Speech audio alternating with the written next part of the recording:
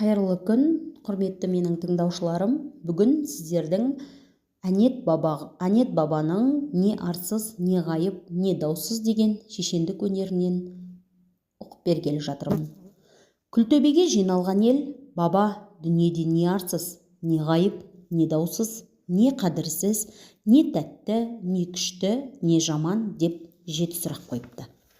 Сонда баба 7 сауалға үштен жұптап былай деп жауап береді. 3 арсыз бар: ұйқы арсыз, тамақ арсыз, күлкі арсыз. 3 ғайып бар: ажал ғайып, қонақ ғайып, несібе ғайып.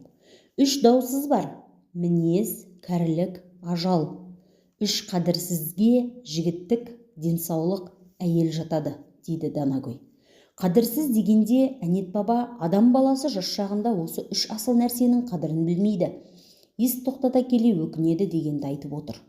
3 тәтті бар, олар жан тәтті, мал тәтті, жар тәтті. 3 күшті бар, ақыл күшті, жүрек күшті, тіл күшті. Сондай-ақ 3 жаман бар: нақақ қан төгу, кісі малын нақақ алу, ата-бабадан қалған ескі жұртты бұзу. Міне бұдан сақ болыңдар депті.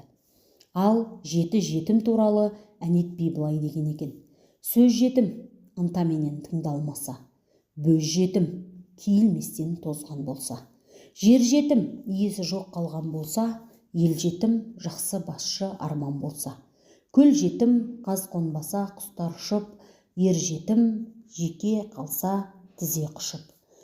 Болмаса замандасың тойға барма, басыңа жалғыздықтың торы түсіп. Қазақ 7 жоқ деп әнет бабаның тұсынан мына нәрселерді айтады. Аспанда тіреуіш жоқ, жерде сүйеніш жоқ, таста тамыр жоқ, Аллада бауыр жоқ, аққуда сүт жоқ, жылқыда өт жоқ.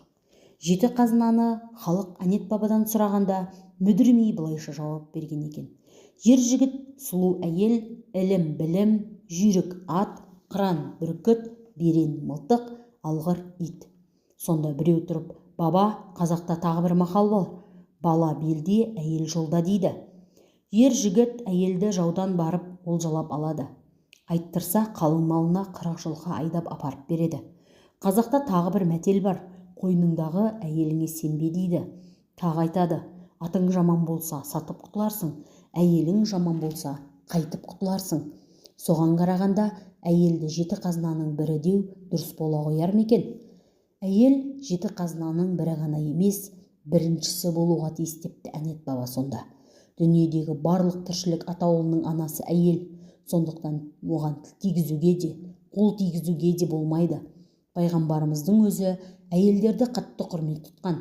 Ал бірді-екілі ауылдың бейпіл ауыздары әйел туралы жаман сөз айтар болса, ондайларға тыйым салу керек дейді.